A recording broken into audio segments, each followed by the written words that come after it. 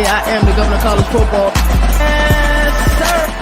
The mayor of college football, a.k.a. Downtown Nino Brown. Yes, sir. Welcome to another marvelous episode of Overreaction Monday. I am the governor of college football, and today we have CFB Nation NFL Draft 2.0. Super excited for this episode today. And our constituents or our draft panel, we got Nino Brown, a.k.a. the governor of college football. Also with us tonight is the waviest to ever do it, Mr. Moon Vibes. Also, we are blessed with Mr. Draft Countdown himself, Brian Bosarge at Deep Fried Draft on Twitter. You can find him there. And then also, we got a guy that pulls a lot of strings behind the scenes, Mr. Dennis Noel. Fellas, how you doing tonight? Good. Glad to be back in the saddle and do another mock draft with everybody. Post Senior Bowl, so we got a lot more intel this time around. We definitely saw some risers as well. Some guys that probably didn't help their stock much, but more than likely the Senior Bowl you really helped your stock. So let's kick this thing off. More Vibes, you're on the clock for the Las Vegas Raiders. Let us know who you're picking, brother. So we're going with the same type of feel that we did last time. We're not gonna make it more complicated than it needs to be. With the first pick of the 2026 NFL Draft from beautiful Pittsburgh, we are taking Fernando Mendoza, quarterback, Indiana, 6'5", 225. I like his body of work. What impressed me was the fact that his touchdowns went through the roof from 16 to 40 plus from his 2 seasons ago to this past season. That impressed me. His leadership is off the charts. Stand-up guy. Could be a president someday. But in my world, he's going to be the first round, first pick of the NFL draft. I don't think that this will be a bust situation. We've seen this guy get his chops beaten like over and over again. Continue to show that he walks towards violence and chooses it all the time. You talk about his athleticism. That is something that people could put as like a knock, but his accuracy is definitely a bright spot.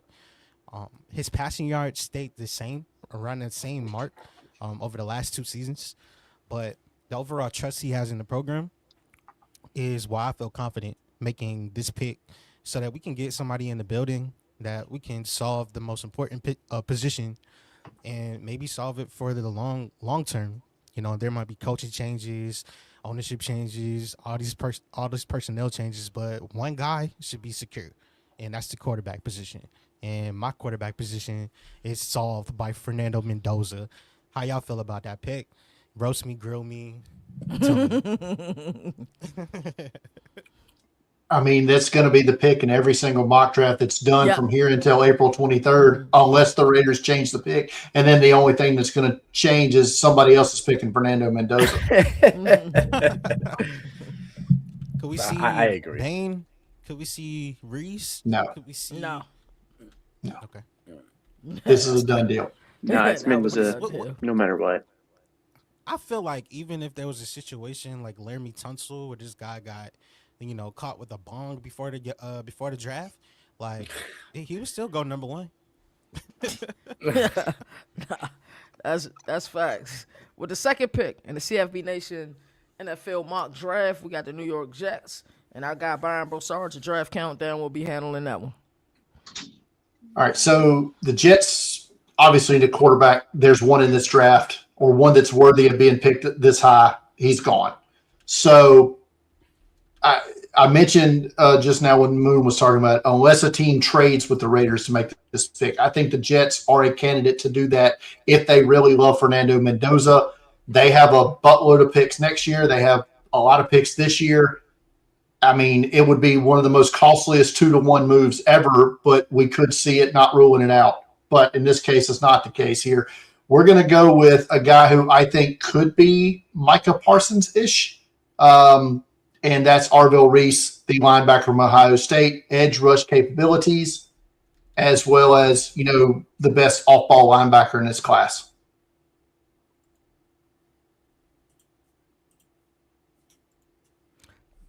Love it. We're 2 for 2 from the last draft. I think both of those are no-brainers. Next, we're gonna head to the Arizona Cardinals at number 3 with my guy DNow. I feel like DNow's about to spice it up a little bit. I don't know if I'm gonna spice it up per se, but I mean Arizona's got a lot of holes they need to fill. And I think it's just a little too early for an offensive lineman, which they need the most. So I'm just gonna go best player available and take Ruben Bain Jr. I think he'll have an immediate impact for Arizona. So just take best player. How you guys feel about the pick? Ruben Bain, Miami. They need it, right? They need a playmaker on the defensive side of the ball that can be, an instant impact guy who can kind of, make a worry. They need that. Some teams need to worry about somebody on Arizona defensive line, and right now they're not worried about it. They need someone that can, get after the quarterback, and stop the run. So I think Ruben Bain is just a destructive guy that can instantly makes that everybody on that line defensively better. Will have better situations to win. So. I can't see anything wrong with it. There's got a lot going on. I think they're going to trade Kyler Murray as well. So there could be more picks that they get in this first round or second round, whatever in this draft. But I think they're going to load up. I think Arizona's going to have a few picks. He is like rock solid as a player. And there were question marks after 2024. His pass rushing snaps took a massive leap, 557 in 2025. But 68 quarterback carries, that's going to help. Like Nino said. Crazy. It's gonna help so much create havoc for the rest of the defensive line because they desperately need it. He silenced the whole short arm shit too. Like, yeah. What he does with short arms, the production is there. He did it, against the best of the best this year. So has he though? Wrecking people. I haven't heard a damn thing about the short arms at all. He hasn't measured his arms yet. But nobody's even saying, he's not measuring his arms and skipping. Let's have this conversation 8 days from now when his arms and links come in at the combine, and then this is the story again. I don't think it doesn't show up on tape. I agree, but he isn't week in, week out going against these long arm guys like he's going to see at the NFL level, where every offensive tackle damn near, save for Will Campbell, look how that worked out, has 34 plus inch arms. He hasn't gone against those guys on a week in, week out basis. Like I said, it doesn't show up on his college tape. I agree, and I would have taken Ruben Bain here at pick 4 if he was on the board without question. But I agree, he's a stud player. I'm just saying this conversation's not over as far as his arm length goes. No, I think when the measurements come out, obviously he's going to have short arms, but at the same time, he's not Desmond Bain with T-Rex arms either, right. Though. Like, if they're short, they're going to be barely short. So I agree. I wonder how far under 32 they come in. Like, if he comes in with like 30 and a half or something like that, if they're that short, then this is a story. If they're 31 and a half, he probably we'll talk about it for a few days and then it goes away. But if they're like sub 31, this is going to become a thing that a lot of people talk about. At this point last year, we were talking about this guy having to move a position at the next level. I think the whole moving a position thing, he's kind of eliminated with what he's done. I'm going to be honest. I hope his arm length pushes him all the way down to pick 10. Because who's picking that pick 10, both sides? Just throwing it out there. Hey, keep him outside tackle. Let him rush outside tackle. That's where you have the most alignment snaps. And don't get cute with the ears on him. Alrighty, the Tennessee Titans are on the clock, and then Brian Broussard is picking for the Titans. Like I said, I would have taken Ruben Bain here at pick 3. I'm still not hesitating with an edge rusher here for the Titans. They've got a lot of needs as well. They could add offensive playmakers. They would have, like Arvell Reese was here. They pounce on him as well. They just need playmakers on any and all basic parts except for quarterback. I think they're okay there for now, at least. With Cam Ward. We're going to go with the other edge rusher at the top here, and that's Texas Tech's David Bailey. Just crazy production this year for the Red Raiders coming over from Stanford. Just a high motor guy, constantly just disruptive. Run defense, not near on the level of Ruben Bain, but I think it's passable at the NFL level. So David Bailey, if David Bailey goes over Ruben Bain, I think Bailey will be on top of Bain on a lot of teams' draft boards. Maybe not a lot, but on some teams' draft boards. So that's why I have no problems taking Bailey at 4. Wait, repeat that for us. Like, can you go into more in depth about what you just said? About what? About how I think Bailey will be over Bain on some teams' boards? Yeah, like it's specifically because it's some teams have set measurables, and they if you below that threshold, you're not even on their draft board at certain positions. I mean, that's just the way the NFL is. So Bain's not going to be on some teams' draft boards because of the arm length. Until it becomes at a spot on the board where it's okay, we can overlook this now, but he's not going to fall that far for it to get past that threshold. So let's say Arizona has these thresholds, whoever their defense coordinator is now, my defensive ends have to have arm length over this. They're going to have Bailey over Bain. And that would be crazy. I mean, that's what I'm saying. I think that's going to be on some teams' draft boards. Not on mine. No. But let me say this. On my top 100, the next one that comes out, Bain will be 2, Bailey will be 4 or 5. I mean, this is they're not far off. But it could work in reverse, though. Like if a team had the measurable thing with Bain where he said, I want a heavier defensive end that can play outside the tackle. Yes. I'll have him rated higher. Yeah. Correct. Okay. Uh-huh. Wow, that's outstanding intel, and you see it in the NFL draft all the time. You're like, yo, what's going on here, and it's measurables, which is incredible. New York and Giants, sometimes it's to a detriment too. To these NFL teams. Yeah, it's like they'll throw all of the film that they've seen, and then the minute the combine comes up, you get kind of the numbers you want, and then we get these crazy picks. New York Football Giants picking at number 5, Nino Brown. What you got, brother? So they could use a few positions, defense, or maybe another wide receiver on the outside. And in the mock one, I picked Mekhi Lemon to go to the Giants and be that combo pack for Malik Neighbors and those 2 offensive weapons for Jackson Dart moving forward, and then Scadbo when he comes back. But I don't want to, I'll spice it up a little bit here. Okay. Harbaugh over there, they could go offensive line and maybe get a Fanu or a Francis Mwangwai to replace, Andrew Thomas and come in there. And they're going to need that trench work. And we know how Harbaugh likes that to start his team in the trenches. But there's a guy on the board that I think kind of fits this Harbaugh type defense that he likes to build, a guy that can play all kinds of positions. Now, they had a great secondary with Nubin, right? And I forget the other gentleman that played safety for them. But Tyler Nubin stepped up this year. And their cornerbacks who were young, they had a lot of pass pickups, but they couldn't secure the ball. I think a Swiss Army knife guy like Caleb Downs with Harbaugh on that defense, I think this is a piece that he can move around and play anywhere he would like to. Play safety, play nickel, play in the box, play in the slot, wherever he wants to play, cover your main one.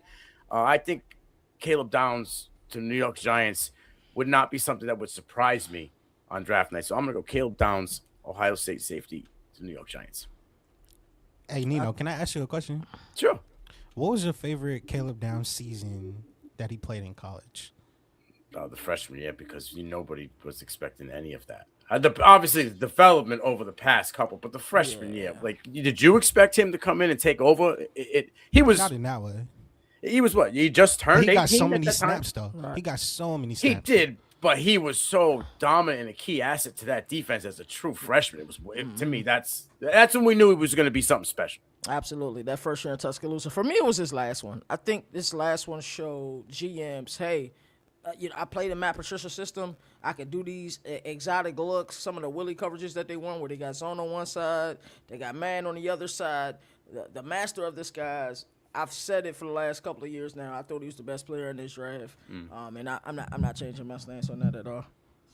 Playing in the box, playing deep corner. Yeah. He didn't play as much corner as much as he did in 2023, but slot a little bit of D line too this year.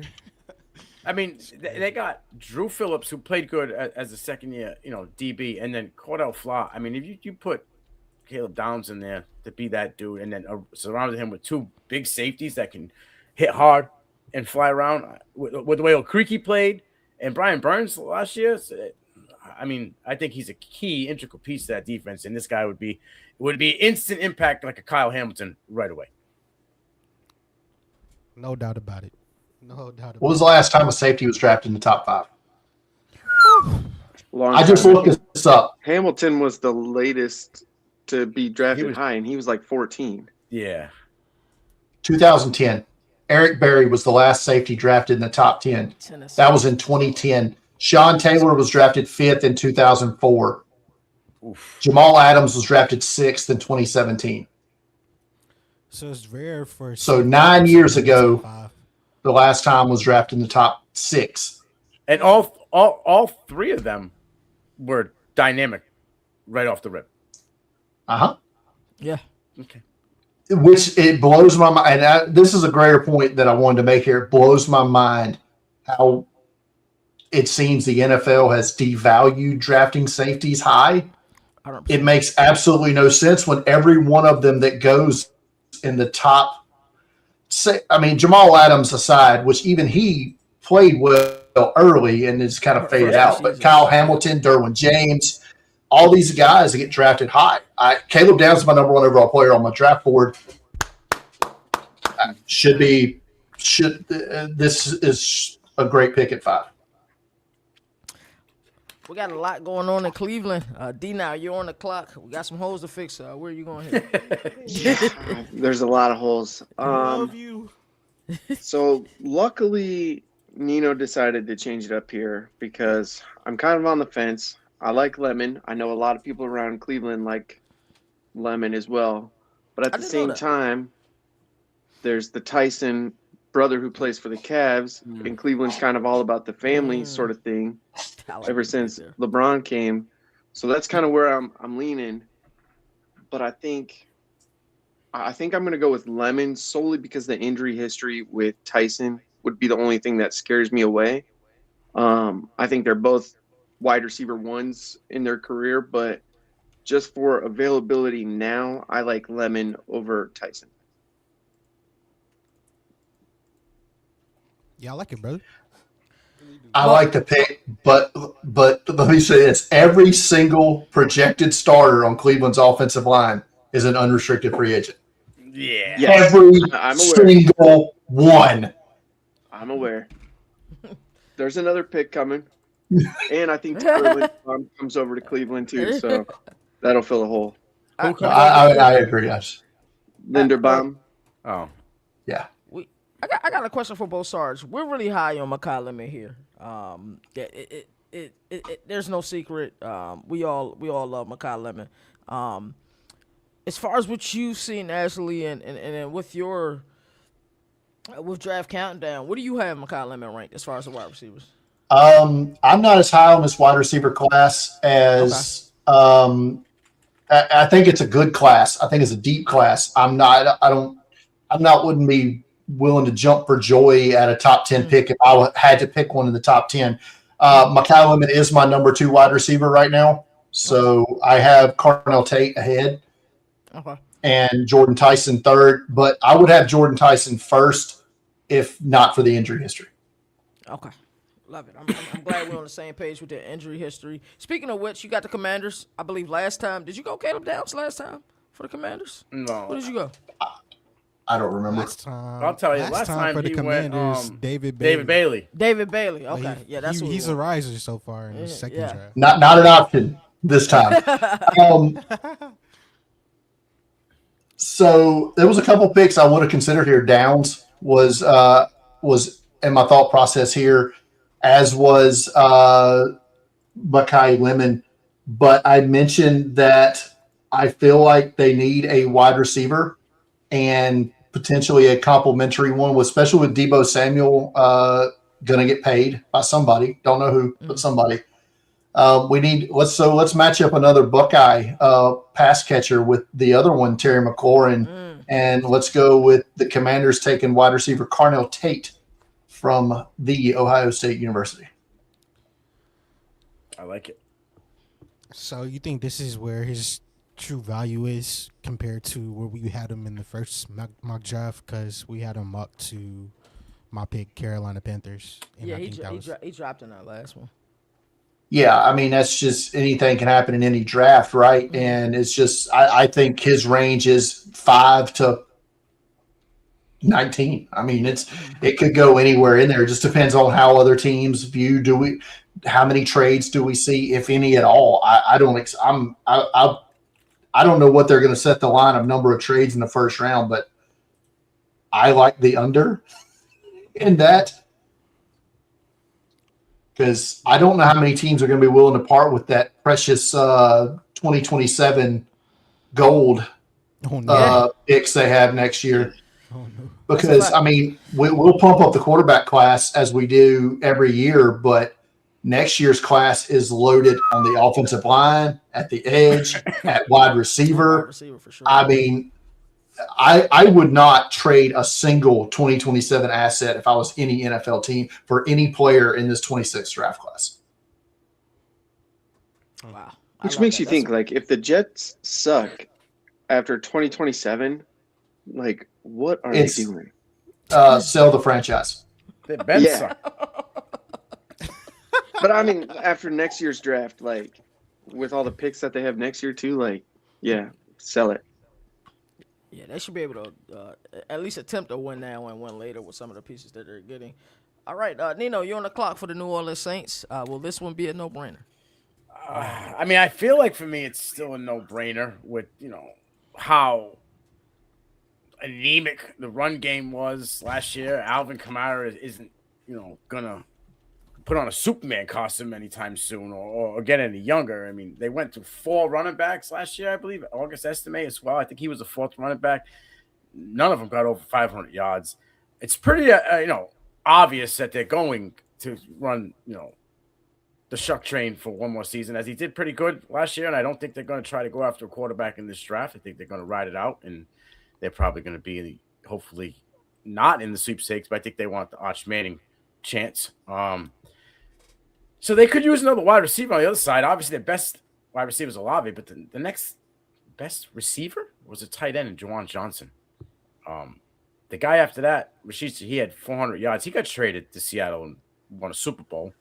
And then DeVell McGee. And I don't think anybody's afraid of DeVell McGee. So I think there's a chance, we could see, maybe get a wide receiver or not. But I got to stick with my pick. I'm going to go with Jeremiah Love. And I think now, after our mock draft came out, I'm seeing more and more people hopping on the Jeremiah Love to New Orleans Saints train here. Mm-hmm. I'm staying with Jeremiah Love. He is the immediate plug-and-play replacement for Alvin Kamara. He can do everything that you want that Alvin Kamara does, and he is your instant catalyst on offense. He takes the pressure away from Olave.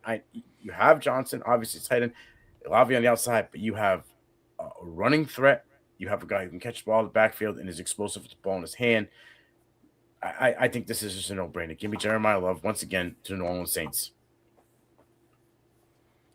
Love it. Moon, you're on the clock for the Kansas City Chiefs. Weird year this year for KC. they were definitely down. We know Pat Mahomes is hitting his therapy hard to make sure he's ready for next season. Where do you go here? You got some pieces that I don't think we anticipated of being here. So, where you going at for Kansas City? Is this a BPA pick type of pick, you think, or is this a needs type pick? So I'm actually looking at their roster right now, and naturally BPA stands out. Needs, it says wide receiver, but I'm looking at their wide receiver. They just drafted Jalen Royals. They also got Hollywood. I think they have wide receivers. It's just the production and the health of those wide receivers. Mm-hmm. I bet a Chris $50 bill that Tyreek Hill's on their team before free agency ever starts. Damn. Yep. So if that's the case, then save draft capital and forget about wide receiver right now because Tyson's still there. I mean, it's interesting, and that makes sense. But the other thing that makes sense to me is going Sonny Styles to plug into the linebacker room with Bolton, Crow Christensen, Tranquil. They just drafted Bossa and everything, but I feel like you can never hurt to have as much depth. But the pick that I'm gonna go with that I feel like can make Patrick Mahomes smile while he rests up and recovers and in therapy.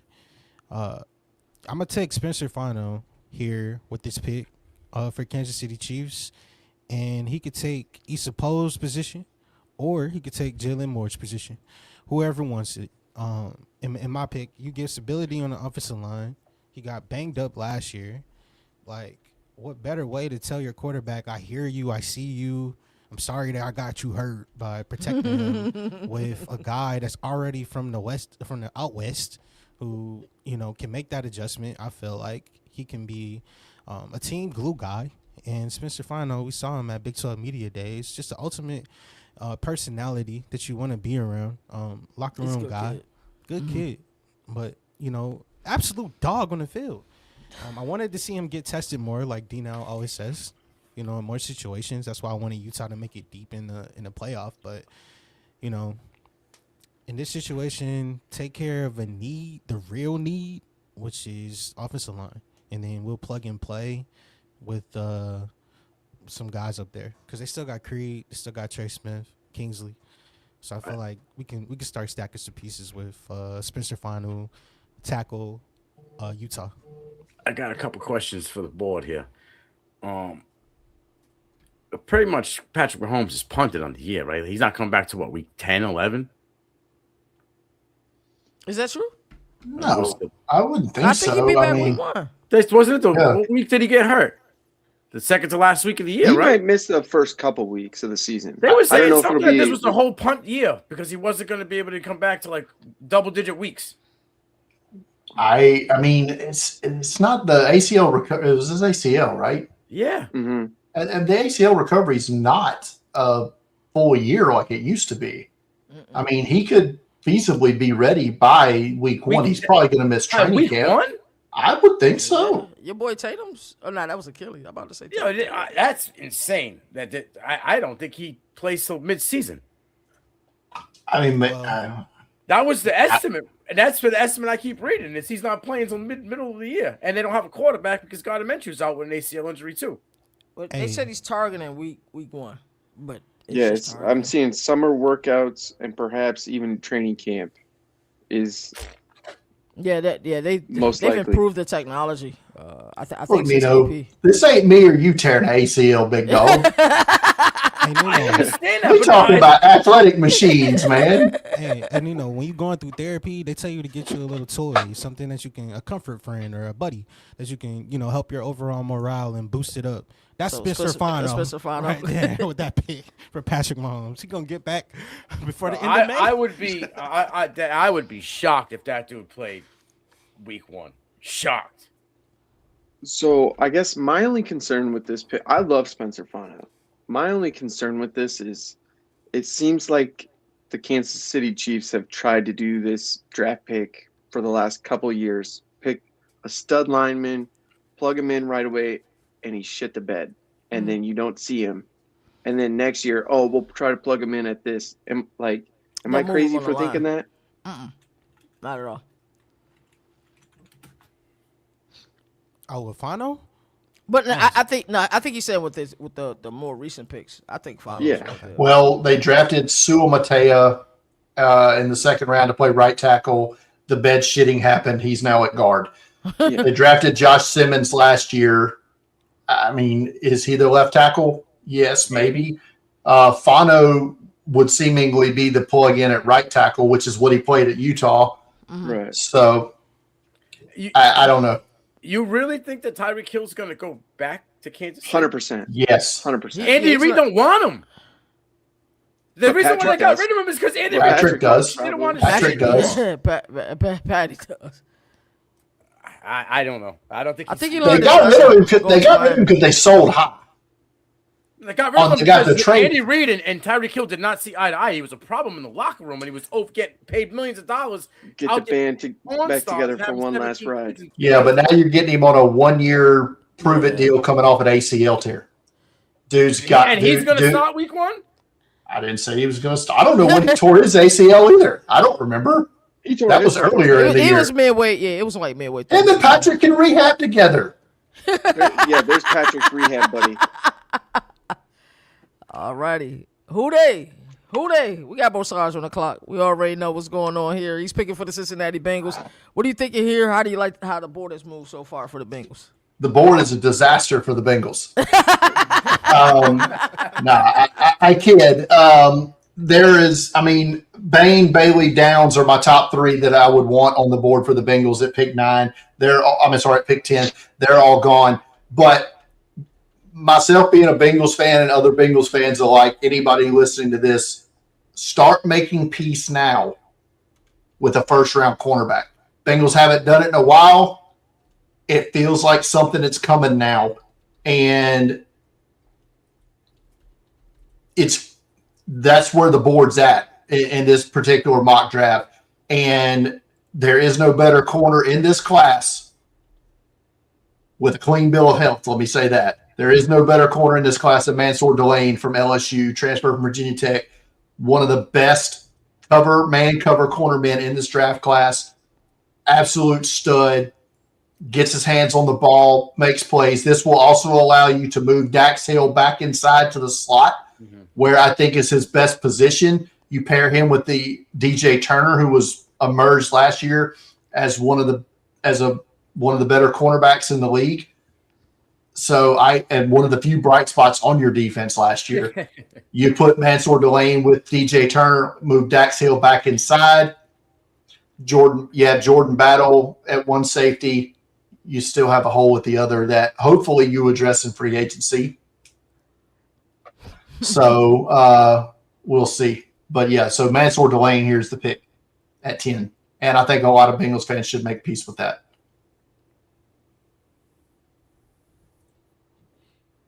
Hey, I love it, man. Like it. You need it. The Bengals need a dog on the outside that you just can be on an island and take over. And I love that DJ Turner emerged. You were right. Like he was one of the better cornerbacks in the league down the stretch. He was really good. And he was just known for a speedy guy, right? Coming out of the combine, but he figured it out. So yeah, I love Mansour. He kind of settles it up for you in that secondary. And like I said, you got Dax Hill will be on the last year of his contract. You move him back inside to the nickel, and you kill two birds with one stone. To me, you make your nickel good again. Dax Hill coming off the edge on those with the blitzing situations too, with that speed. Yes, I love it. Yeah, I feel like DNow's up to something. Talk to me about this Miami Dolphins pick, man. No. So my wife's over here laughing. That's why I was smiling. So sorry about that. Nah, you go, brother. But speaking of the Miami Dolphins, today was a dumpster fire of a day for them. I think they cut like half their roster. We saw Tyreek get cut, Chubb get cut, James Daniels was cut. So they have holes everywhere. Looking at the board, I think I could go one of two ways. I could go linebacker right away, thinking Sonny Styles, or I could go Jordan Tyson again. Mm-hmm. But then the more I think about it, it's like, do I really want to spend this high pick at a wide receiver when I don't know if Tua's going to ever be able to throw him the ball? So, deep down, I think I'm just going to go Sonny Styles, put him in the middle, command that defense for the next decade. I like it. He kind of stole my pick here. I'm about to say, he definitely got the Cowboys with that one. Yeah, I had him on the board. I don't know if he was locked and loaded, but he was on the board. But I think Sonny Styles would have so much more hype and talk about if Caleb Downs didn't play for Ohio State. Or Reese. If Caleb Downs Arvell Reese, didn't go to Ohio State, well, this was supposed to be Sonny Styles' time, right? And then Caleb Downs went, and then it took the shine away from Sonny. But his production, his impact, it all still the same. You just don't really hear about it because you have Arvell Reese and you have homeboy Caleb Downs take it up. So like this dude is an absolute machine, and he plays like his head's on fire. I love everything about him. His athleticism is through the roof. And after this combine, watch out. This is the best off-ball linebacker class in a decade. Easy. And well, quick question for anybody can pipe in here. Is there a trade market at all for Tua? Probably not. I mean, are they just going to release him too and just go ahead and eat the? Because I mean, No. after Daniels, Hill, and who was the other they cut today? Chubb. Yeah. Chubb, yeah. You cut Tua, who's at a $54 million dead cap hit. I mean, you're over 100. Right, I get that, but you're over 100 million in dead cap, which, by the way, is only 20 million more than what the Browns have to pay Deshaun Watson this year. That's his $86 million cap hit this year. He has to pay with that type of money. Will Arizona take a flyer on Tua, or you? What do you guys think? No, they don't want. They already have the short. They would go quarterback from problem. shitty to They don't shitty. need another short quarterback problem. You know what I mean? I mean, I was thinking maybe Minnesota, someone like. Yeah. I don't know if they want that problem either. I better hear in rumbles Minnesota might try to go get Kurt back. I mean, Atlanta's probably going to have to cut him. That's expected. I've seen that there. That's just a matter of time for Kirk. If Penix is not ready by start, then we're going to need quarterback in Atlanta. So I wouldn't say the new regime doesn't have it on their board or on their radar. I was the Jets, maybe, if he's cut. Yeah. I hear the Jets like Kyler, which is a Jets move. He's not a cold weather quarterback, though. Who? His arm isn't live enough. Well, he ain't a hot weather quarterback either, to be honest. Two? I thought you were talking about Kirk. I was going to say, Kirk played out in Washington. He played in Minnesota. No. I wasn't talking about Kirk. Kirk's my guy. I don't know. Stefanski might hold on to Kirk, though. See if they can't work something out. If you look at Halfley, though, Halfley don't want the horse shit. Doesn't want the headaches. He's cutting everything that's yeah. That makes 100%. Headache. So I think he just wants to get his guy and go on. Maybe they trade him. I mean, maybe. I don't know, but that contract sucks. Be the most expensive backup out there. Yeah. We got the Dallas Cowboys on the clock. Nino, I've been seeing on a lot of mocks that Sonny Styles is at this pick. You want to pick before you got sniped. So what are you looking at here? Well, production and the Dallas Cowboys defensively, their production on the edges, and I love Donovan as a rock, but he kind of got thrown into the fire once they got rid of Micah Parsons. But old man Willie, I keep hearing they're going to extend him and Jadeveon Clowney. Let's just let unless he's going for short money and he's going to come in and help train and groom the new regime. Let's just let this man go. Boomer here in the last mock took Keldrick Falk, and I'm not the biggest fan. I'm going to go with a little bit of a Senior Bowl riser here, and I'm going to take Clemson's edge, TJ Parker, and I think that he fits the Dallas Cowboys like kind of defensive scheme in the way they play. I think at the edge he would be a good place. Get rid of Clowney, put his the way he plays violently, it was on display in Mobile. You remove Clowney, you put this kid in there, and I think you have an instant upgrade on that line for at least 2 contracts. And then I don't know what Dallas will do after that because they don't seem to want to pay guys once they produce. But they're obviously not going wide receiver. Pickens is going to get the tag. They have their 2 guys out there. I don't think they're going to even go up running back. I think they're happy with the 1,200 yards they got out of Javonte Williams. And it's cheaper money to keep them. So I think I like the TJ Parker rise after Mobile. I like how violent and how he kind of answered a lot of the questions of we were wondering when he was going to go in there. Is he, Clemson didn't play as well. This guy, is he going to be as violent and as productive against top tier talent? Playing in the ACC. I think down in Mobile, he answered all those questions, and he was one of the standout guys. And I think his rise will be prevalent, in this draft. So give me TJ Parker here, Dallas Cowboys. All right, let me ask you a question. So I've seen a lot of rumors getting floated out there with the Cowboys and the Rams and draft pick swaps.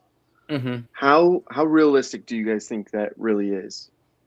So what I saw was 6-39 for 12-20. Was the trade 39? 6-39? Who's got from 6? Cleveland. Oh. Cleveland. So You said that move up for 6. Oh. Yeah. And they would give Cleveland 12-20. So who's Dallas going up to get though? I saw Caleb Downs was who on the rumors. Okay. That would be nice. I think that would be worth the price of admission too. Both No, sides. I just thought I'd throw that I out see he's there, got yeah. something he wants to say. He's digesting. I wanted to see if he thought that the Parker was an upgrade from the, Falk from last round as well. Maybe. We had another Senior Bowl edge go higher in our team mock we did the other night. We had Zion Young. Okay. From Missouri, just another name. I'm not necessarily saying Parker's the wrong pick here. To the DNow's trade, though, I like that for Cleveland because if you're drafting Mekhi Lemon at 6, I'm not ruling out him still being on the board at 12. Him or Tyson or something along those lines. And then double dip on the O line. Yeah. No, I like that. Yeah, I like the combo. The trade combo there. I don't know if it's 39 goes back. Maybe it's the 3rd round pick. Because I mean that going from 12 to 6 I don't know. Maybe the 20 count. I don't know. But yeah, no, that would give Cleveland 3 picks in the first round? 3 firsts. Yep. Yeah. No, actually, I don't know. Maybe I like that. I would like that for Cleveland. Yeah, and all of those guys will probably be day one starters. Oh, yeah. Yeah. More vibes. You're back on the clock with the Rams. You also got a pick a little bit later. We talked about the earlier pick you had with Kansas City Chiefs. It was kind of a need plus BPA. Here with the Rams, you can certainly do the same thing. So what's your thought process with the Rams? You got 2. Yeah, that's not a bad pick, bro. But the only thing is that we already in the Super Bowl window. So I'm paying an extra tax on a quarterback because it's still the lottery technically. Keep your window open. Yeah, that's true. Win now, win later. Yeah. Matt Stafford is going to be a big sack away from I'm out for a few weeks. And we still don't we got Jimmy? So I don't know. Is he a free agent? Look at exactly. I mean, I'm not mad at it. If they do pull the trigger on that, then applause to them. That could be probably seen as a more safer option than my pick that I'm about to go with. I thought about offensive line, but I could target that later in the draft. At 29, okay. Yeah, but I think now it's just when you get acclimated to these passing attacks that's in the NFC West and all the different opponents that you got to play, specifically in the playoffs, like I think about Territory and McMillan, when they played him, you see where we are right now. I think that they need a top-tier cornerback, and the most unhealthy top-tier quarterback, or the best in my opinion, is Jerron McCoy from Tennessee. I think this pick happened in the last draft that we did in Mark 1.0, but I would probably lean in this situation to BPA because, you have a player that had offensive and defensive priority when he came out. So it's like, we already see the athlete there. Track guy. He already is explosive, twitchy. That's exactly what you need in the secondary when you got to line up against JSN and 49ers receivers. And you look at just where we are as a whole and just the NFL, you're going to have to need that. Now, there's question marks that loom about him and his overall profile. But I think having a two-way star that excelled as a wide receiver who ended up making a long-term jump to defensive back, who in 2024, I think only had one allowed touchdown on 640 snaps. Like, this kid, all SEC type of guy, when healthy, one of the leaders on the Vols defense, and we've seen him. Now, the red shirt is the question mark. But just based on 2024 tape alone, it was... Is he gonna be ready this year? I mean, why not?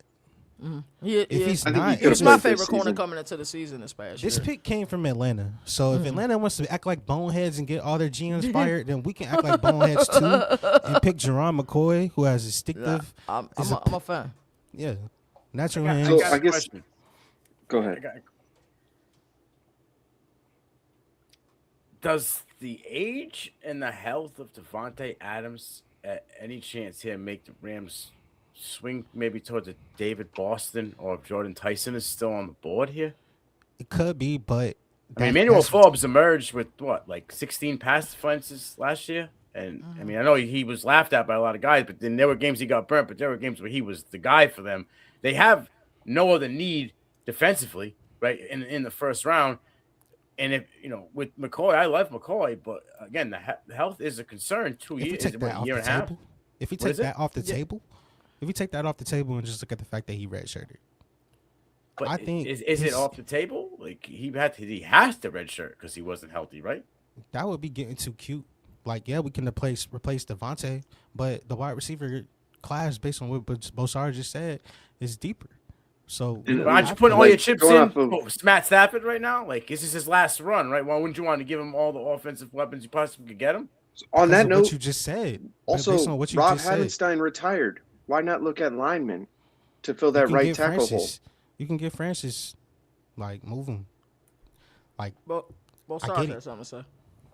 So to answer the question about McCoy, he tore his ACL January 15th. Okay. He could have played this season at some point. He didn't. He could have gone to the Senior Bowl and didn't. If Jermon McCoy does not work out at the combine, like if he doesn't do anything, I now have a question about whether he wants to.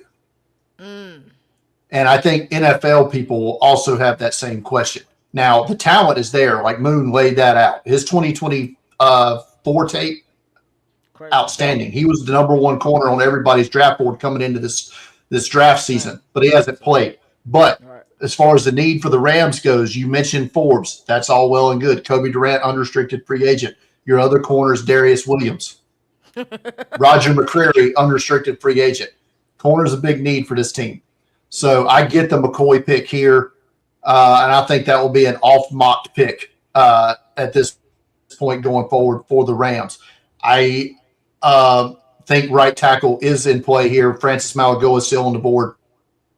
Probably would also be a pretty good pick here. Would Adrian Terrell be a crazy pick for the Rams here? I think he would make more sense at their second pick if they wanted to go corner. Yeah. I think this would be too high for him. I just feel like like we've said, we haven't seen this dude play at all since 2024, and any opportunity he came in to be able to play or silence the critics or answer the questions, he hasn't. But so now they're taking a risk. But you were the one that picked him in our mock in 1.0. I did not. I did not. You didn't take Jerron McCoy? No, that was Boomer. He got picked in the mock. I have the doc in front of me, buddy. It wasn't. And like my only knock with Terrell is I think a lot of teams see him as a slot corner too. I think he kind of falls in that Barron hole last year because I think Jahdae Barron could have been a first round pick. But yeah, we don't have official measurements on Terrell yet. We will next week. Gotcha. That might go a long way. For DNow's, I don't know that he makes it to 29. So, I mean, if you have Terrell above McCoy, you take him there. Who do you think can play more positions, Avion Terrell or Jerron McCoy? I'm not saying he can't play more positions, but if he's not healthy enough to play, then I'm not taking him. I think he's healthy. I think he's healthy enough to pay. Like I said, the combine's going to answer every question I think we have right now on McCoy. If he does a full workout at the combine, I think he's gonna. We're good. Too. What do we think he runs the 40 in? I do not. 4.3. 4.4. Anything. If he's in the 4.4s, he's fine. Okay. Yeah. All right. I wasn't trying to get all over your pick when you got really defensive. I'm just saying you're taking a guy in the first round and he's not going to play to the back end. But you were one of the people advocating for Jerron McCoy in that pick on the last mock draft, and now you're flipping the side saying that he shouldn't be. I think this is one of the more open picks in the draft. Like they can do anything. Yeah. They could take. Also, if a pick's going to get traded in this range, it's going to be this one. Yeah. Okay. If anything, more than the Dallas Cowboys and the Cleveland Browns trade that we just did. But they have that pick. If Atlanta wants to just be boneheads, then we can be a bonehead too and throw a little dart at the wall and see if we Oh, can what's the matter? You gave up this I pick don't for a have guy a that's pick. going to be spending hard time. I don't have, yes. Yes. We got the Baltimore Ravens on the clock. Brian Brosarge, what do you think about here? So I'm down to 2 spots here, Okay. and I feel like both of these would be a need for Baltimore that they could attack. Baltimore also is a BPA team, always has been. So I'm going to pick for need here, but make no mistake about it. Whoever the highest rated player is on their board, DaCosta's board, that's who he's going to take. They've got 2 potential glaring holes on the interior of the offensive line.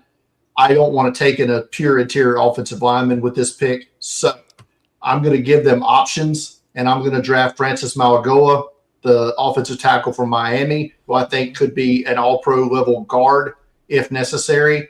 Or, he's the Ronnie Stanley gets hurt. We kick outside, do some things like that as well. But I think it gives you offensive line options. Peter Woods was my other guy I was considering here for their interior defensive line. But Malagoa, I think, gives Baltimore a lot of options on their offensive line with Linderbaum, Daniel Falele, both unrestricted free agents. Crazy work. Yes, that's a hell of a pick. I love the stock. And also with that last pick, I thought it was outstanding conversation between Nino and Moon as well. Back and forth, so I'm much needed. We got the Tampa Bay Buccaneers on the clock. DNow, what you thinking here, brother? All right, so I'm kind of between 2 picks, like I'm always. I'm either gonna go Falk. I think Diaby needs a running mate on the other side. Get some rushes on the quarterback, or I'm thinking Kenyon Sadiq. Otten's kind of he's a free agent, I believe. You can get a guy a little bit cheaper, I think. Get Baker another weapon. So that's kind of where I'm leaning. The more I think about it, though, I think the offense has kind of enough weapons that they can hold it down. So I think I'm going to go with Falk, the edge out of Auburn. Just because also Braswell hasn't really done anything to be like, oh, let's see what he's got and not invest the pick here. So, Hey, the rich get richer. So, yeah, I like that. Logan Hall and Hassan Reddick, both free agents entering this pass rushers for Tampa Bay. Otten also a free agent you mentioned, but I would be more inclined that they re-sign him. Yeah. Than he hits free agency. Yeah, no, I'm not the biggest Keldrick Falk fan, but this is about where I have him rated on my board. So do you like Falk or Howell more?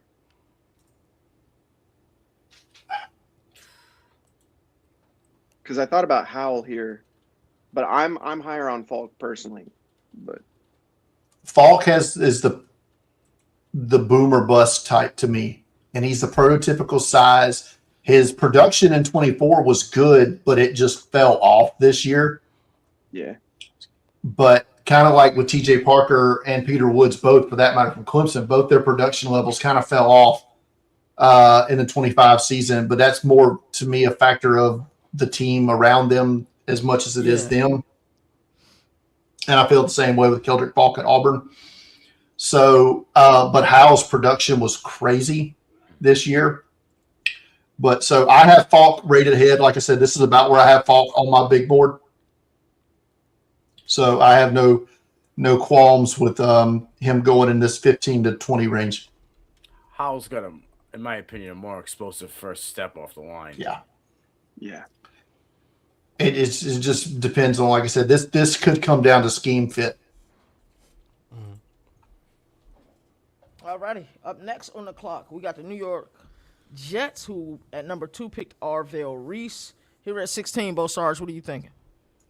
Yeah, we're going to get this card up here pretty quick. We got our defensive stud first. Now we're going to give our 2027 first-round pick at quarterback, another a weapon to have here. We're going to give him whoever that pick is. Is it Arch? Is it somebody else? I don't know.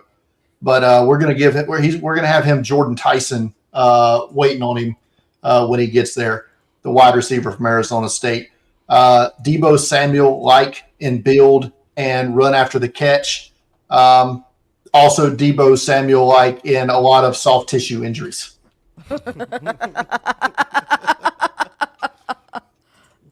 How are we feeling about this pick here? If this slide happens in real life, I kind of be disappointed because we know how talented Jordan Tyson like he is.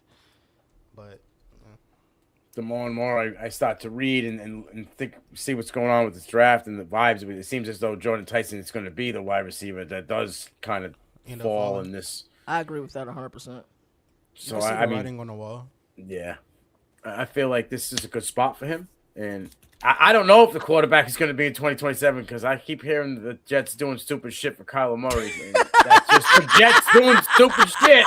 Wouldn't surprise me that they would go and try to get a Kyler Murray. Hey, that's funny. Yeah, that is absolutely hilarious. Yeah, wow. That would DNow, your Detroit Lions. What are you feeling here? Do you like how the board has worked for you so far? I do.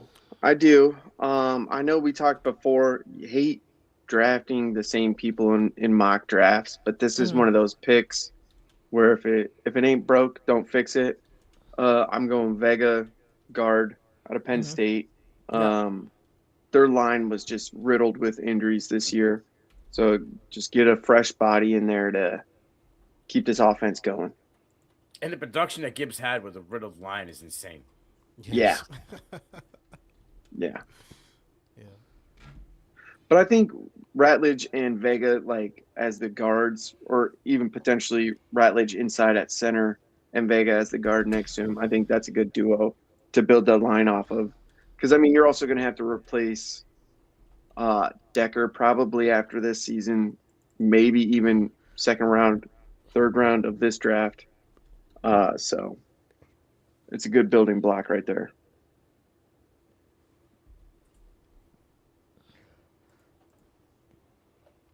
Up next, the Minnesota Vikings. Oh, Sarge, you're on the clock, brother. Yeah, we're going to go into the interior defensive line here because, well, it hasn't happened yet, and it's a need for Minnesota. They've got some defensive issues over there as well. Also, they have some. We picked the wrong quarterback issues as well. But hey, some of us had third round grades on JJ McCarthy. Some of us had third round grades on JJ McCarthy. I'm not just, but it is what it is. But Peter Woods, Clemson, number one interior defensive line prospect for me in this class.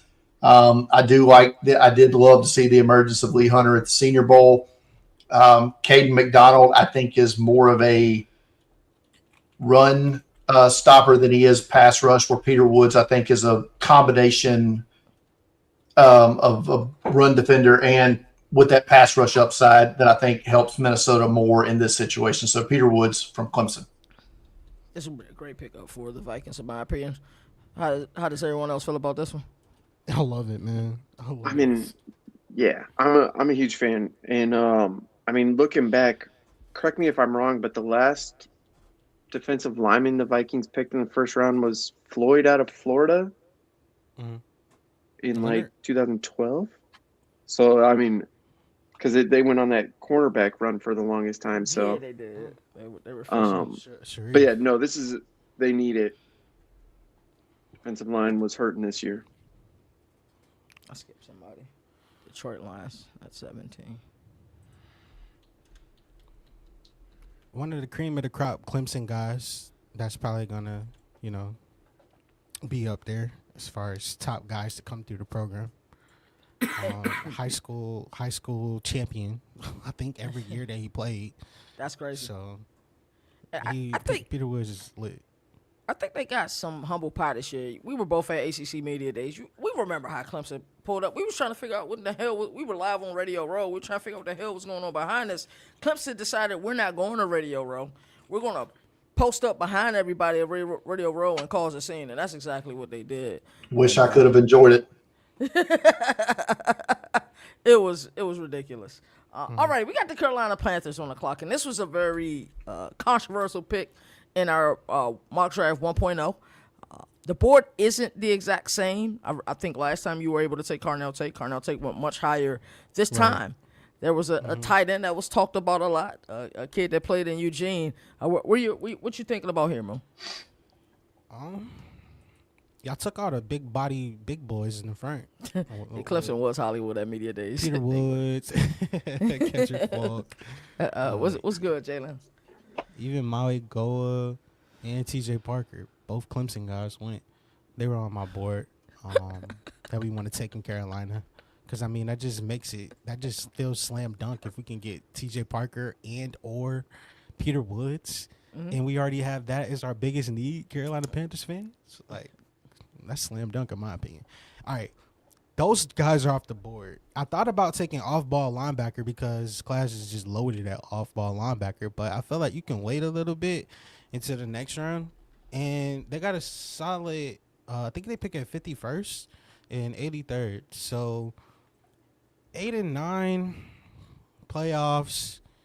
I feel like you should target a high upside defensive type of player to come in, specifically solving the need in edge rusher. And I think that they need to continue to build on their improvements. Now, I think that they could lose some players on off-ball linebacker in free agency.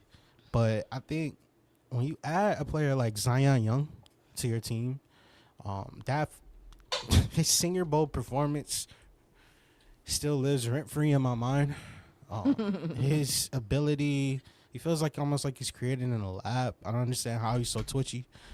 His production was leaps and bounds of what it was. I felt like if you're talking about this pressures, you want to get out exterior pressure so you can collapse the pocket even more with Derrick Brown. You talk about the pass rush ability. You add the developing star element that you could just see right there. I know that a lot of the mocks have C.J. Allen probably mocked here for Carolina Panthers fans, but based on what the Senior Bowl has done in making us more aware of what's going on out here in these dominant practices that he was able to put together, showcasing the long arms, motor, the crazy pass rush moves, like I feel like he can come in and fit for this scheme and maybe even play and add some outside linebacker to his tool bag. And I think their rush is something that they're going to have to get better. I wish they got to Matt Stafford a little bit more in the playoffs. So I think this pick just screams Zion Young, come on down, edge from Missouri. Love it. Bo Sarge, got a question for you about Zion Young. You got to see him up close and personal at media days. You think he's a 4-3 DN naturally? Do you think he could be a 3-4 outside pass rusher? What do you see him as? Did he freeze? Frozen. He is frozen. And his mic is his mic is muted. Well. All right. He's definitely frozen.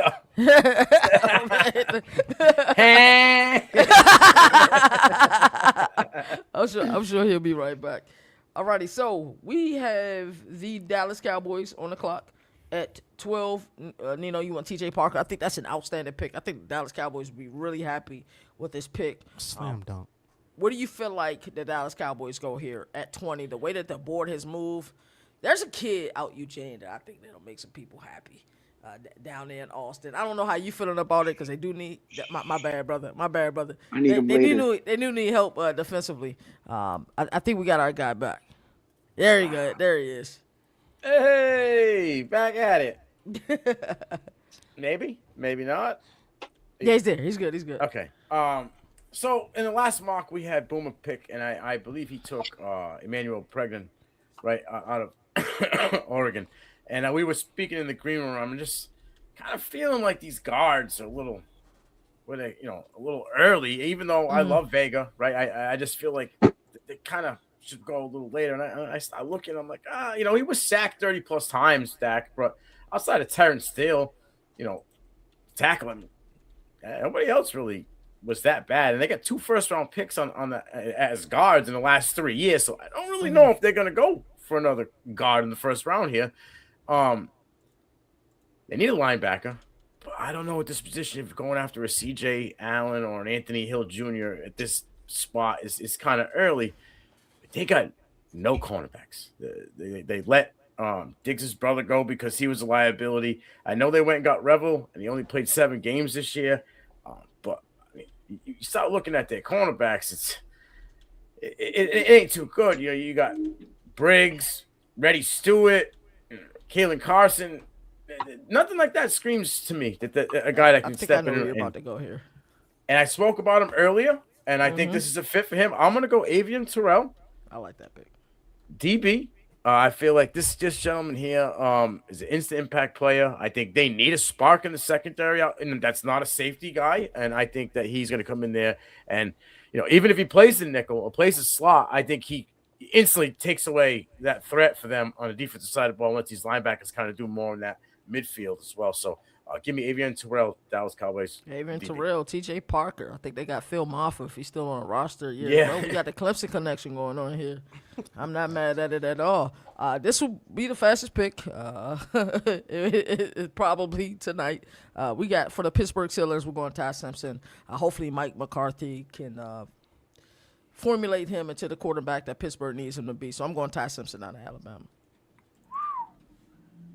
It's one of 2 landing spots in the first round that makes sense for me for Ty Simpson. The Rams being the other, only because Ty Simpson, 13 career starts, 14 career, however many it is. I mean, he needs a year to develop behind Aaron Rodgers, as kooky as he is. He's been playing in the NFL for a long time. Matt Stafford saying this feels like one of 2 landing spots. I would much rather, for Ty Simpson's sake, hope he lands in either L.A. or Pittsburgh than land in Cleveland or New York. Yeah. And I don't think there's a shot he lands in Cleveland. I think Monken's too high on Shador. Good luck with that. I mean, it's not my job on the line for him. But. It's going to fall right back to both sides. Same pick, right again. Yeah. We got the LA Chargers on the clock for both sides. What you thinking here, brother? Who did I pick the last time? Kenyon Sadiq. Yeah. Oh, and he's still on the board. You said put him together with Rondé Gadsden. Let's go. I got a feeling he's going different this time.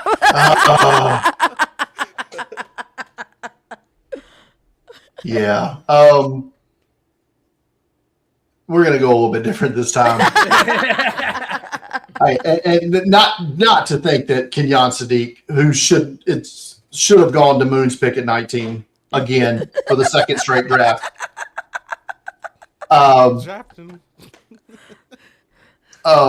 For the record, on our mock draft we did the other night, I did draft Sadiq to Carolina at 19.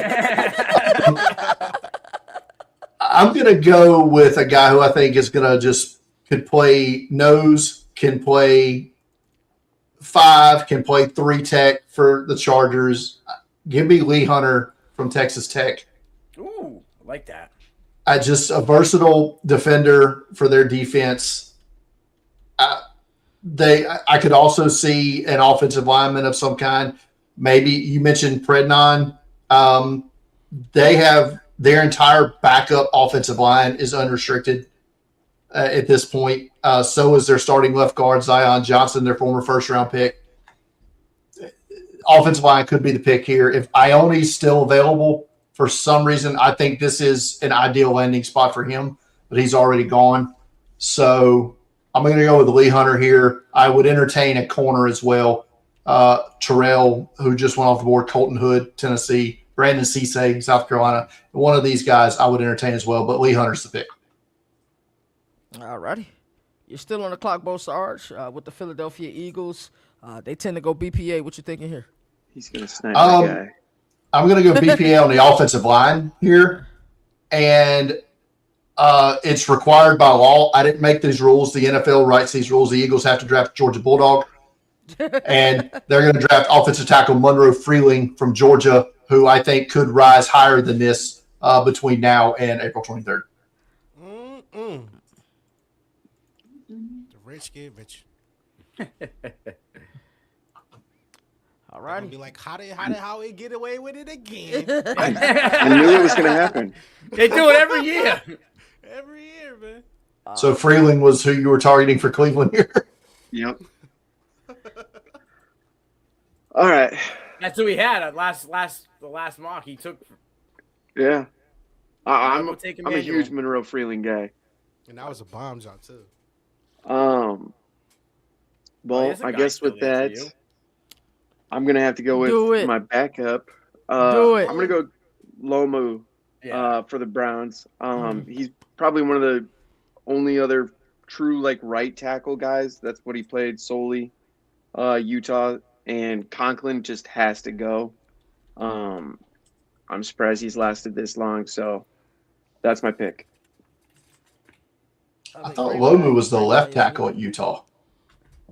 I think you're right. I think I'm wrong. It doesn't matter. No, but he's got to play. Yeah. Just Jones for sucks. the record, Conklin sucks. I have Lomu as the number one offensive tackle in this class. So as of right now, I took Freeling ahead because I think that's how it's going to go. Right. But I would take Lomu above Fano, above the other. I like Lomu as of now. Like I said, unless he tests like crap, then we'll revisit this. But from based on tape, I have Lomu just ahead. All righty. Bo Sarge, you're back on the clock for the Chicago Bears. What are you thinking here? We are going on the interior of the defensive line here as well. And we are going to get a run stuffer that we desperately need. And they are going to draft defensive tackle from The Ohio State University, Caden McDonald, with pick 25. Let's go.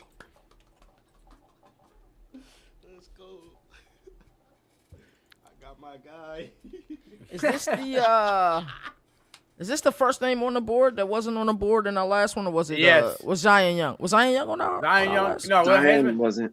hasn't been drafted, right? Did he? Oh yeah, Moon drafted him. Yeah. So Yeah. Zion yeah. Young and okay. And then this Caden gentleman. McDonald. Okay. Cool. All righty. Moon. Moon. Give me my guy. Give me my guy, Moon. Don't snipe me. Wait, who's your guy? Oh yeah, don't tell him. The Buffalo Bills are on the clock. It's a beautiful day in the neighborhood. Look, Josh Allen, man, the sexy pick right here. Oh, The guy's I wanna going. take it. I want to take it. For all the rumblings we got about Keon Coleman this year, wouldn't it be lovely to have Casey Concepcion? Not my pick. Yep, turn in the card. Let's go, Casey Concepcion. Let's go. I don't know how he fell this far, but you know.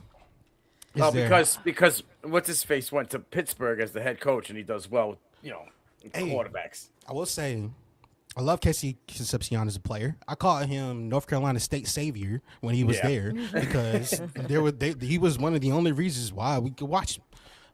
Saving them week in and wake out.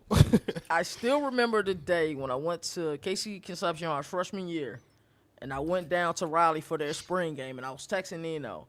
And I said, I don't know who this Casey Concepcion kid is, but he's open every play. He ain't getting the ball, but he was open every play. And I'm a huge Casey Concepcion guy, so I like it. Where you going at? I'm interested to see where DNow's going at. Do we like him more than Denzel Boston? I like that Boston. Those are the two ones that I was debating. And I said that I would take KC because I trust the fact that you could put him on special teams more and utilize him. And that could free up some resources to get busy in other ways. You think he'll run at the combine? Both sides? I don't. Denzel Boston for me isn't running away from anybody. And the Buffalo Bills will be so scared because of the separation issues with Keon Coleman. I think they will go away. I think they're similar players. Mm-hmm. Boston's a better talent, but I think they're similar players. Athletic guys, their main thing is win at the 50-50, high point. I think KC gives them that aspect that Buffalo's been trying to draft for the past 6 or 7 years with that since they were going to, Curtis Samuel, Khalil, everyone they wanted. KC spits what they want. Yeah. I think so too. Now, if Denzel somehow runs a sub 4.4, then he'll That's a different he'll story. help bro. it stop. The tape Right. has shown he can't run past my grandmother. All right, DNow, you're on the clock. I know you're happy your guys on the board. I'm interested to see where you go here. So I'm between two people, both offensive weapons here. Okay, One, Ayuk's done in San Francisco. 100%. So I think they obviously need another wide receiver. Two, George Kittle, done this year. So I'm not a fan of the people behind him. So I'm thinking Kenyon Sadiq, or I'm going to probably catch a lot of flack, but I'm kind of higher on this guy, Omar Cooper Jr. I've seen him climbing in some mocks. Over So- Boston, huh? Yeah, solely because The speed. I'm with you. Boston can't run away from anybody. I think Cooper's got a little bit more juice than Boston does. But I think knowing how Brock Purdy plays football, he likes his safety valve. So I'm going to go with Kenyon Sadiq. Good answer. I like that. For San Francisco. It takes a little bit of the pressure off of Christian McCaffrey because of what Sadiq can do in the short game. Yeah, I like that a lot. I will be absolutely shocked if Kenyon Sadiq is on the board at 27. Oh, I don't think he's here. That's why I was praying Moon didn't pick him up at 19. I don't know if he falls beyond 9. Wow. I actually like that one. I almost picked him at No, 11. notice why I said 9. Mm-hmm. Yeah, that would be crazy. Nino, you're on the clock. Somebody's got to start making babies with the pop superstars. All I'm saying. So then you're saying, right, that they're content with that room and that offensive line. If you're taking Sadiq at 9. Yeah, who am I going to I thought you were talking about the 49ers. No. Yes, that's what I'm saying. My thing with the 49ers is if you don't draft a wide receiver, you're going into the season with Ricky Pearsall as wide receiver 1. Yeah. Yeah. So I unless they're making a trade for AJ Brown or someone of that, or There's maybe also they get free Tyreek agency. Hill. They could get There's free Tyreek Hill, agency. right? But Yeah. Tyreek Hill likes a guy who can throw the ball deep, not 15 yards or less. Yeah, that's fair. What you thinking for the Texans? Outstanding defense. You sold on CJ Stroud? Just a bad year, or I don't know if I'm going to be drafting a quarterback. no. I mean, there's definitely. I don't think There was rumors out there today for what KT is talking about. That CJ Stroud was on the block. That was quickly shut down by every Houston beat writer alive. I'm going to stay in the same side as a first round. I'm not going with the same gentleman here. I think there's a guy that's kind of come on as a name. And I think he fits a little bit more, a little younger, and fits the mold of what D'Amico Ryans does in that defense side. Plus, Danielle Hunter, 1-year contract. Will they sign him? Maybe they not. But that was $56 million. I guess he produced, and he was a good, Batman to Will Anderson. But it's a guy we talked about last week out of Oklahoma that I think fits this Houston Texans defense a little bit more on that edge. And I'm going to go with Mason Thomas here. This is a guy that I like Mason. You want to talk about explosive off the line, but doesn't stop with the explosive. He converts that instant burst into power, and he's constantly moving guys backwards. This is a gentleman that always wins at the point of attack. This is a guy who has great bend for his size. I like Mason Thomas here, and I think they have not only is Hunter gone, but their backups are all gone. Autry's a free agent, and I believe Derek Barrett is free. So they got nothing on one side. They have no backups, and on one side, they got a guy that they just paid almost $60 million to. I don't know if they're going to do that again this year. I think Mason Thomas can come in here and be a guy on the other side of Will Anderson, just be dominant for a few years. So give me Mason Thomas here out of Oklahoma to Houston, Texas. Moon, I think this.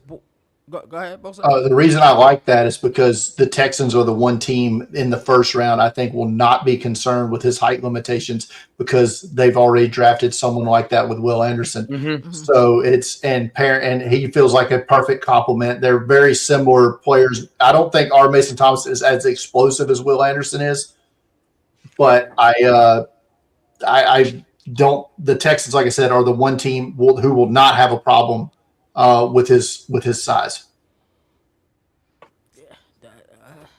Moon, I think this board kind of worked beautifully for you. For the LA Rams, well, we had some thoughts earlier about your pick. Talk to me about your thought process now for the Rams.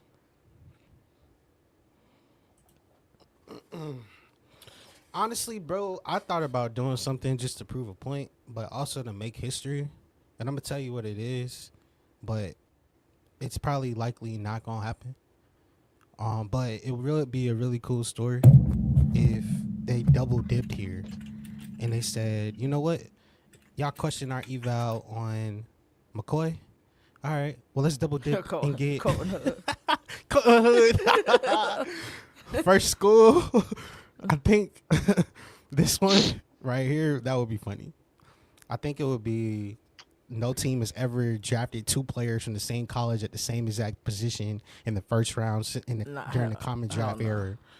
So probably not going to happen. Cool angle, though. I'm going to go, because I do love where the board shook out. DNow kind of took my guy that I was kind of looking at with Lomu. Caleb Banks is interesting. I'm going to lean outside the box. I'm going to go with something that's going to be near and dear to a guy I love's heart. I'm going to go with one of the most intriguing and buzzworthy prospects in the 2020-26 NFL draft class, an absolute Iowa mauler, massive, nasty, got feet like a ballerina. He's a powerful run blocker, and his mullet is something that will steal the show. When I talk about Jennings Dunker, who could come in as right tackle starter, I want him as my guy. Immediate lateral quickness, athleticism. You mix that. I feel like he's a tweener. He could play inside. Let me know what you think, both sides, about his guard traits. But, he's a mauler. Absolute just mammoth of a human being. 47 career games, multi-year starter, first team all Big Ten. I can go down the list. But his Senior Bowl, how he was out there going crazy, I feel like most consistent big boards have him in the 38 to 48 range. But I'm going to take him higher because he impressed me. He wowed me. He's. And this is a team that can afford to, if it's their guy. Yeah, and both of the picks is luxury. So while we wait for a quarterback to fall into our lap, let's just take Jennings Dunker and have a guy that can contribute moving forward with our original pick, not the first one.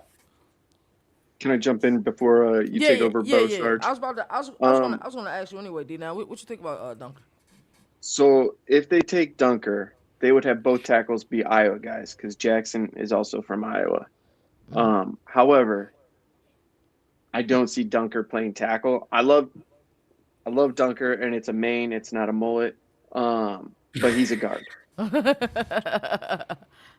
So you think he will kick in, and that's something that Moon mentioned about him kicking in.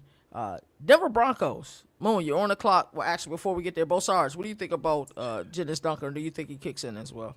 I agree for the most part with what DNow said as far as Dunker is. I think he's a better guard than he is a tackle, although I will say he almost exclusively lined up at right tackle. Not exclusively, but when he did the one-on-ones at Senior Bowl practice, he was always at right tackle.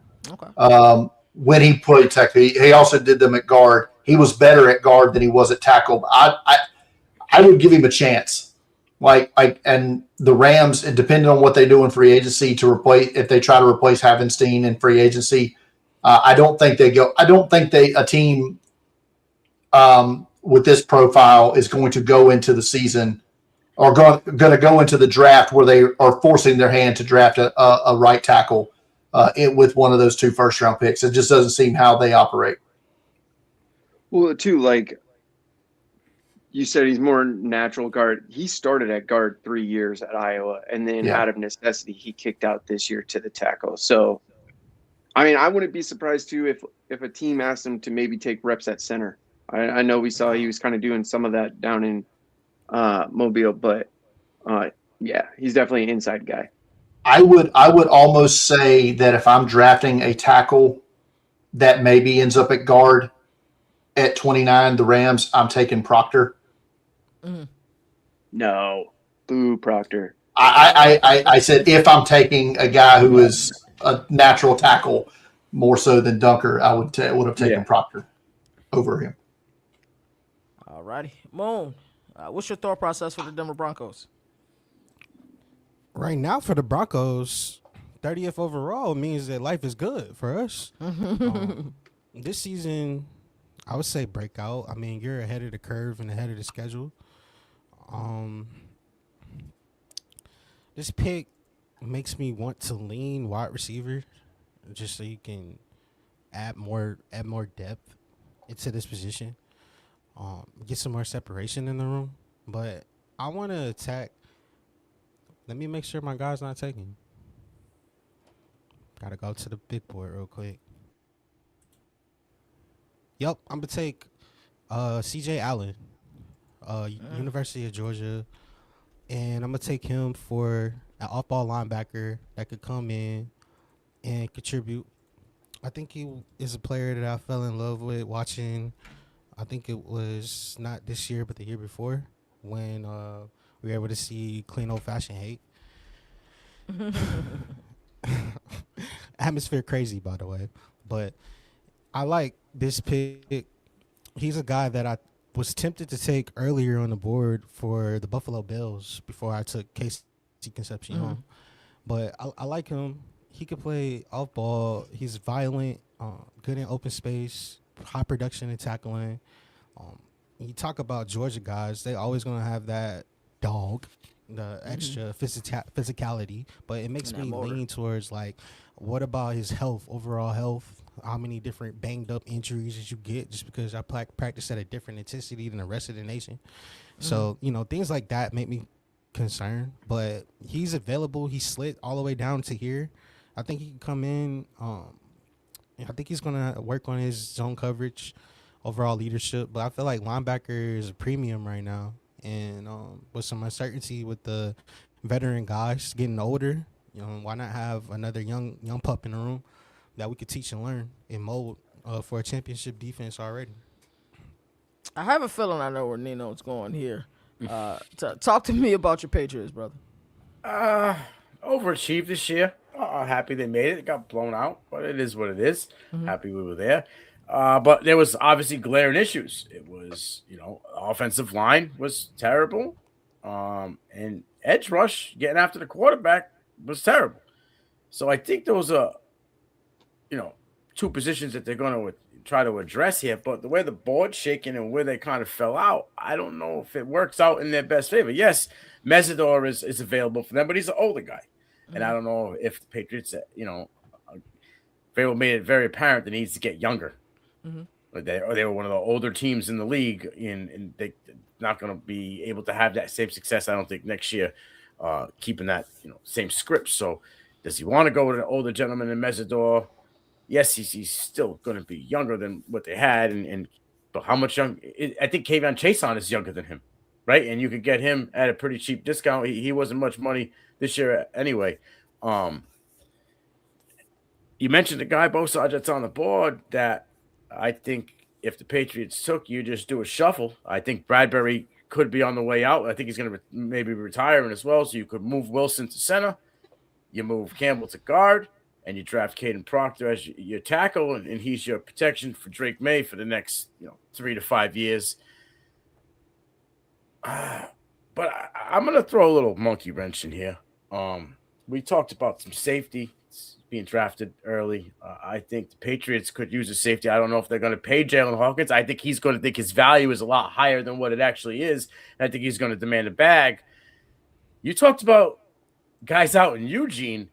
I think this guy out in Eugene and Dylan Thinneman sneaks his ass into the back end of the first round. I think he's an awesome play to pair with Christian Gonzalez, who they're going to pay because he's, top 3 defensive back in the league. Now you have an instant impact safety to pair with Gonzalez, and then you just go attack free agency. You get your edge rusher. I don't know if the Patriots, or even the way I'm looking at it, if at this position where they are, because they overachieved this season, they're at the back half of the first round. I don't know if what they need, if the talent that they want is there. So I'm going to throw a little monkey wrench into play here. I'm going to take Dylan Thiem and safety out of Oregon. Over McNeil. What if I told you I've heard that there are some people in the NFL that think Dylan Thieneman is the best nickel in this draft class? Okay. And that you drafting him here gives you some versatility. I like that now. To put him in as the big nickel. You have Marcus Jones there now. Exactly. But this gives you more of a better matchup there, and gives you more options. I think Thieneman is going to go higher than which I don't think he's being mocked hardly in any first rounds right now. No. I think by the end of this process, he ends up in a lot more first rounds than what he's popping up in now because of that versatility option. I think to go back to your point about what you're talking about Mesidor, maybe not with New England. He's going to go. I don't know if Moon's going to draft him at 32. Probably not. But Mesidor is going to go in the first round. He's going to go higher than a lot of people say. You're saying his age, and I 100% agree. That is a knock on Mesidor right now, the same way that Bain's arm length is going to come up with him. But how many general managers right now are concerned about whether Mesidor makes his second contract or not? They don't give two shits. They care about if they're employed in the next 4 years. Yeah. Is Mesidor going to pump up their pass rush in the next 4 years? Yes. Absolutely. So Mesidor is going to go higher than definitely he's gone here tonight. Mm-hmm. I like that a lot. Moon, you got the last pick of the first round, Seattle Seahawks, Super Bowl champions. What are your thoughts here? So we can go a lot of different ways. In Bosarge, I'm just going to do it. I'm going to snipe it since I think he's a first-round guy. I'm going to take Brandon Cece from South Carolina.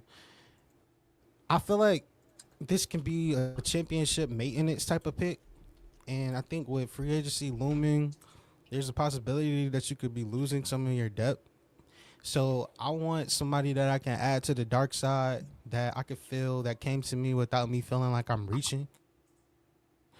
At 32, I thought about trading this pick, but the value from being at 32 compared to being at 41 to 42, it's not too wide of a gap in my opinion. There is a wide receiver at Boston that's out there, because JSN eats up so much space. Like, why not just keep just stacking onto it? I thought about Mesidor, just like Bosarge mentioned, and it's tempting because he adds to the rotational juice in the pass rusher. The one that really intrigued me was because Seattle did so many corner and nickel blitzes with McDonald in the Super Bowl, it made me think to myself, what if we get Caleb Banks and add him to the interior and you put a 6'6", 330-plus pound guy with huge arms, just a space eater, and then we could really take up a lot more space in the interior. But is that just like stacking too much on it? So I thought those are my different ways of players that I had on my board here. But I'm going to lean towards CC because I think corner is the more immediate need for them. Let me know what you think. Yeah, is Woolen's probably going to might be gone, right? Tariq Woolen could be gone this year. Is he a free agent? Yeah. So he is a free agent, as is Josh Jobe. Yeah. So, I mean, I think Joe will be less money to resign than Woolen would be. But yeah, I could see this absolutely. CC coming in there and filling that role for one of those two guys, 100%. I think corner is the play. I think Colton Hood is probably goes here above him. It's no secret I'm a South Carolina homer by any means, but Nino, anytime they was giving up big plays this year, was it on Cisse? Yeah. Because it looked like it was on Cisse to me. Yeah. He's wasn't on Kilgore. It was not. And I'm going to tell you, the NFL thinks Kilgore is a safety. I saw that at the Senior Bowl. I think he's a nickel. The NFL thinks he's a free safety.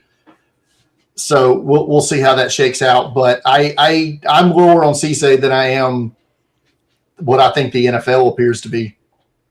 What do you think? For sure. It's hard to say. He's going to be fast. Okay. There were some people that said he was the fastest guy on their team. I find that hard to believe. Yeah. What? But second fastest on their team. Anybody that's running yeah. You can sell. Barber, I want to meet. The fastest on their team? No, sir. Yeah. No way. I got a guy that I want to see what you guys think about, who's kind of been getting a little bit of buzz. And people are kind of looking at him, cockeyed because of where he finished his career. But I know you mentioned Denzel Boston Moore as a possibility here, but I think this guy could creep after the combine and everything that's kind of growing. What do you think about Chris Brazzell going to Seattle here? Cooper Kupp could get cut if they have out this after this season has ended. Rashid Shaheed is low money, but they need a guy on the outside. Kupp's not getting any younger. Obviously, it's JSN's world, but a guy like Chris Brazzell, he's getting that Jalen Hyatt stamp because he went to Tennessee. This is what scares me. I know scout the player, not the helmet. Scout the player, not the helmet. Go look at his Tulane tape. It's totally different. But it's totally different. And it's part of being that hype. That offense is such garbage for the NFL evaluation. 100%. I agree. It is. But if you go back and look at his Tulane tape, man, that's a kid bro. just. If you talk about guys that can, he's going to run fast too. Take off. Oh yeah, he's going to run off. fast. But there's another way to get the job done. So if you want to use that pick, Nino, I feel it. But what about just have Zachariah Branch? Yeah. Yeah. Right, but and here's he's my utility. thing is Brazzell, you have the height and the speed. Mm-hmm. You can play him on the Yeah. outside. I feel like Branch would have to kind of eat into JSN's area. Branch is going to be that guy that gets drafted in the middle of the second round that Pittsburgh. everybody's going to be next year is going to be like, how the hell did this guy fall to the middle of the second round? Kind of like Nicky Memori did this year for Seattle, where he had no business being drafted in the early 40s, should have gone in the top 15. And I'm not saying Zachariah Branch should be drafted in the top 15, but I think just everything that he brings to the table. Like if you're a team, like he's my ideal dream pick, depending on how the board falls. He's my absolute dream pick for the Bengals at 41. See, he would fit like Kansas City in the second round for me. But the Bengals pick ahead of Kansas City. No, I understand. I get it. You see what I'm saying? He's like the Yes. younger Tyreek Hill. Yes. I mean, and to me, like him and the Bengals offense would just fit so well, and he Y'all completely put him in the backfield? put him wherever. And he replaces Charlie Jones as your main return man as well. I mean, he's just adds so much value. You only get him for one contract, though. I understand that, but it's like they have nobody that does that on their offense right now, other than Jamar Chase, and he's double teamed every game. Well, what about Andre? I said what I said. Well, no, they seem to go to him, more than Charlie Jones. They do go to him more than Charlie Jones. They also go to Mike Gesicki more than they do Andre Yoshivas. He's a good wide receiver 4. Special teams guy, wide receiver 4. I could see Branch going. Where's Pittsburgh picking the second round? After you? After us. Yeah, I mean, after. the Bengals aren't going to do it. They're not that creative. Right. But I said that's my dream for their team. I would love to see him Branch. go with a creative offensive coordinator. Yeah. Like, I wouldn't be mad if he went to, if he ended up with the Rams or San Fran, just somebody that know how to use him. I know Bosar's remember Eric Metcalf. That's who he reminds me of. He's just naturally more of a wide receiver than Eric Metcalf. I mean, what if San Francisco just did something crazy and took him at 27? I think that would be the best fit because they wouldn't be afraid to hand the ball to him. The But Ole Miss game they lost. With Ricky Perslow as your one? Well, maybe the Jets like somebody at the bottom of the first round and they trade up from 33. And then you're sitting there at 33, you're the 49ers. That makes you just got to find creative ways to get them the ball. Your special teams, put them in the backfield. We saw the game against Ole Miss in the playoffs. It was short passes, little bubbles, and like players were there to make the tackle. He was just making a mess, running through them sometimes. What if the Rams did it at 29? I would love if the Rams did it.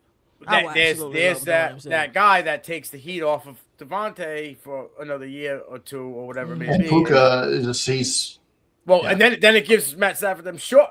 You don't need to sit in the pocket and let him develop. All right, boom. Again, heat, bang, bang. Give it to the quick guy who's twitched up. McVay is so creative. Like, that would be crazy. I want something for us to watch. You know, we talk about it a little bit here, but we say that Jordan Tyson is going to be that guy that falls. And it seems as though in the two drafts, Denzel Boston has kind of been the guy that's kind of fallen. I wouldn't be surprised if, say, Zachariah Branch or Chris Brazzell sneak in ahead of Denzel Boston, whether it be at the back end of the first round or to the top 6 picks in the second round. Or Omar Cooper, as you mentioned earlier. Right. Yeah. How do we like this board versus the last one? I'm with it. Yeah. I threw in different things in last time. Just to think outside the box. But overall, I think my favorite pick. Let me look. Anytime you can smash back to back and you don't even got to do anything, I like the Vega Ione pick for Detroit because I just feel like that's a like matching DNA. With other great linemen. But believe it or not, I really like the Avion Terrell and the TJ Parker pairing. I love that. I love those picks a lot. I'm standing on business that the Saints are taking Jeremiah Love. The Bengals getting a need, and like Bosard said, a lot of Bengals fans will be upset with it, but Mansur Delane, that is an outstanding pick there. I love Cleveland getting Mekhi Lemon. We know that the rest of the world's not as high on Mekhi Lemon as we are, but great pick. Who's throwing the ball? I think we'll have to see. We'll have to see. You're paying Deshaun Watson a lot of money to sit on the bench. And you're going to keep paying Deshaun Watson a lot of money to sit on the bench. Yeah, at some point you will have to see what he has. But here's my deal. If he's not doing anything for your team, like it doesn't seem like he's doing anything to help the quarterback room. You can't. No, he's Just traveling. cut the guy and That's take all the he's heat. doing. Take the hit. You're paying him anyway. What does it matter? Then he's a dead. Now you can bring a body in. Because if you cut him, it accelerates the hit. Yeah. You can't cut him. If you cut him now, all of it hits at one. Like the rest of his entire contract hits at one time. That's the way it's structured. This year? What's it? 86 this year? Yeah, that's his number for this year. He's also on the books next year for X amount of dollars. Yeah. So if you cut him now, It's both. the entire one whatever hits at one time. Yeah, that's terrible. It's the dumbest contract in the history of the NFL. Facts. That's why this is Barry's last year. I don't think it was his fault or his call. No, Haslam's a But he'll terrible take owner, but someone's take gonna- the heat. yeah. Yeah, it's 80 total. It's 8 point. It's 25, 16, and then 7. Next year's 25, 27 is 25, 28, 16, and 29 is 7. So all of that would go into this year if you cut him now. So you'll be looking. Jesus Yeah, if you cut him, Christ. if you cut him this year, it's $80 million cap hit. If you cut him next year, it's only 25. There you go. Yeah. They'll Yeah, hold on that- to him this year and then Yeah, cut that's a solution. I do like the pairing of Arvell Reese and Jordan Tyson as well. I think Jets fans would be happy with that. Who's the quarterback? Um, If it's not Kyler Murray, right? Uh-huh. Are we doing a Kirk Cousins? Are we doing Mac Mac Jones. Jones? Yeah, that's exactly what Yeah. I was just saying. He's played in the division before. Yeah, I would go just a guy, just a bridge guy for a year. Mac Jones will keep you competitive. Right, here's one. What you got next year? And I know everybody say, "Oh, you're a homer." Does Will Levis get a look from anybody? No. Hey, you say no, but look at his numbers. If he can play, look at his numbers in Cam Ward. maybe. Look at the numbers from year 1 to year 1. No, if he can play in the preseason, maybe see what's up with that shoulder. Take Maybe away the he might get a mayonnaise, look. buddy, and a couple of stupid plays when he's See if getting his his shoulder brains can hold mushed up. in. Maybe he might get some look, but that's what Is I he would. still? He's still on the Titans roster. Or is Yeah, they- he was hurt last year, the whole season, but he still has one more year. Malik Willis, maybe. Malik Willis is another guy, but I think he's Malik going to Willis is Miami. going to get. Malik Willis will He's get gonna paid get by paid. somebody. Yeah, I think he will get I paid. think he's Jeff Hadley's quarterback. I think Miami's going to have Malik Willis as this QB1. Didn't he come from? Didn't their GM come from Green Bay? Okay. Yeah, I think. Yeah, That makes a lot of sense. Yeah, That Malik was a part of Willis the going to draft Miami. you I would like that. I would like that a lot.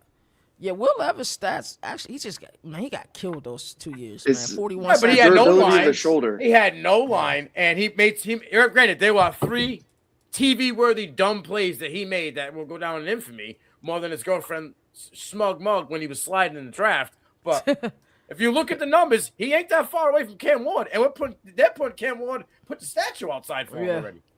Yeah. That's filthy work, man. Appreciate you guys. I'm excited to see what happens as we get closer to April 23rd. I'm sure we'll get at least a 3.0 win, maybe even a 4.0 at that point as well. As I always like to say, there's no more victories in the sport. That's a 5 in advance. That's why college football is the greatest regular season. Until next time, y'all take care. Bo Sarge, we appreciate you for joining us. Hopefully you can make the next one as well. Y'all have a good night. Yes, sir. Today I am the governor of college football. Yes, sir. The mayor of college football, a.k.a. Downtown Nino Brown. Yes, sir.